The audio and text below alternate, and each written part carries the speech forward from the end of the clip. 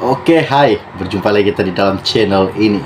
Oke, pada hari ini seperti mana yang akan admin kongsikan kepada Anda, tidak lain tidak bukan memanglah isu-isu yang tergempar dan panas yang terhangat pada masa kini, di mana isu ini baru saja admin dapat. Jadi kiranya sebelum admin meneruskan, admin minta bantu admin tolong tekan butang subscribe dan juga pada butang lonceng supaya Anda sentiasa mengikuti perkembangan-perkembangan terkini yang akan admin kongsikan di dalam channel ini buat Anda semua. Terima kasih. Isu ini pada hari ini yang admin dapat ianya sangat menggemparkan, di mana TPM lebih tinggi daripada Agong. Siapakah yang mengatakan timbalan Perdana Menteri lebih tinggi daripada jawatan Agong? Jadi pastikan Anda ikut admin, follow admin, tekan butang subscribe, dan jangan lupa juga tekan juga pada butang lonceng supaya Anda sentiasa mengikuti perkembangan terkini yang akan disalurkan di dalam channel ini buat Anda semua. Baru-baru ini kita dikejutkan dengan kata-kata yang sangat panas dan padu, di mana Tun Dr. Mahathir Mohamad telah mengatakan sesuatu kepada TPM kita, yaitu Ahmad Zahid Hamidi. Ianya berkata, apakah fungsi timbalan Perdana Menteri TPM lebih tinggi daripada yang di Pertuan Agong? Soal yang bekas Perdana Menteri, Dr. Mahathir berkata, bekas Perdana Menteri kita Malaysia yang telah melakar sejarah sebanyak 2 kali, yaitu Tun Dr. Mahathir Mohamad, hari ini telah mengatakan beliau ini telah pun memetik 33E Perlembagaan Persekutuan yang menyatakan yang di Pertuan Agong hendaklah terhenti menjalankan fungsi yang di Pertuan Agong jika dipertuduh atas suatu kesalahan. Saya membelek perlembagaan, katanya, persekutuan. Tiba-tiba saya dapat perbezaan dalam peruntukan di bawah artikel 33E. Bacaannya seperti begini: yang di Pertuan Agong hendaklah terhenti menjalankan fungsi yang di Pertuan Agong jika dipertuduh atas suatu kesalahan.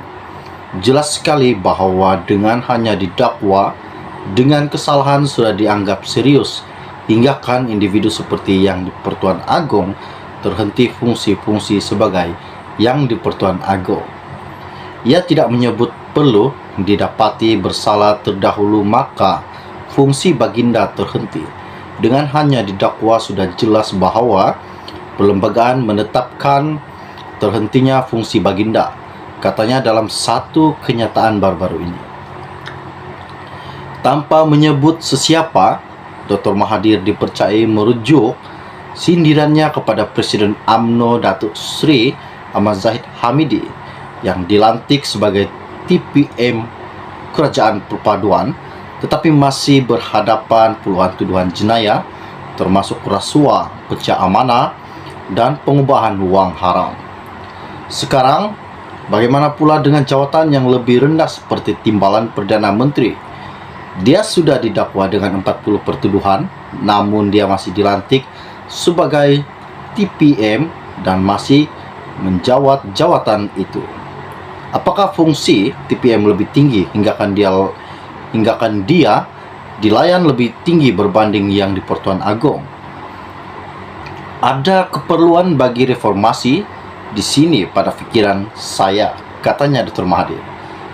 Tak apalah, saya akan jaga cucu sekarang, lupakan saja perkara ini, sindir beliau terhadap Zahid Hamidi.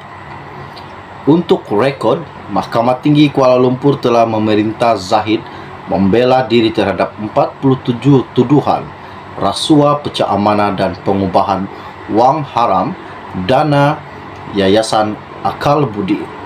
Bagi 12 pertuduhan pecah amanah, Zahid didakwa menggunakan dana yang di Pertuan Agong untuk membuat 6 pembayaran kad kredit milik persendirian, polisi insuran kendaraan, dan lesen motor persendirian, kiriman uang kepada sebuah firma, guaman dan sumbangan kepada Persatuan Bola Sepak Polis Diraja Malaysia PDRM.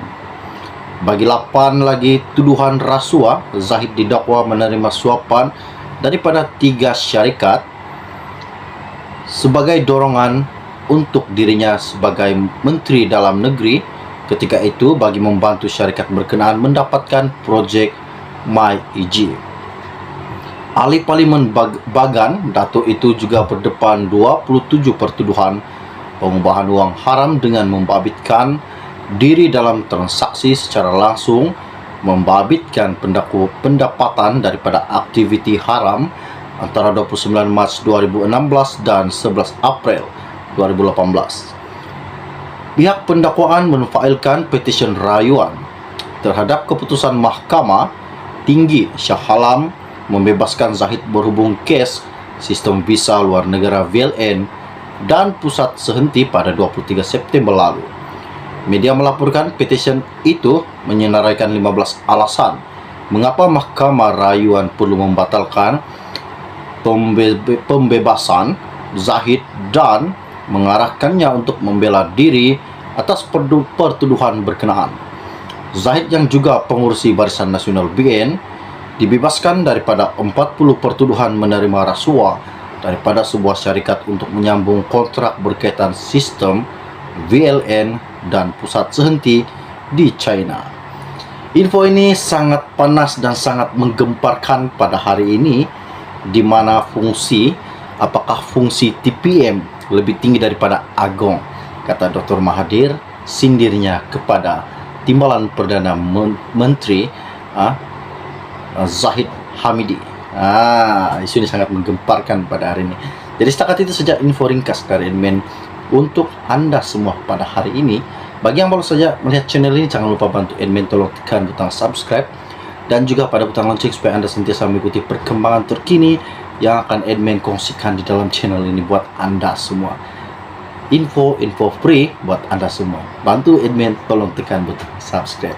Jadi setakat itu saja info ringkas dari admin pada hari ini. Salam jumpa dan salam kenal. Bye bye.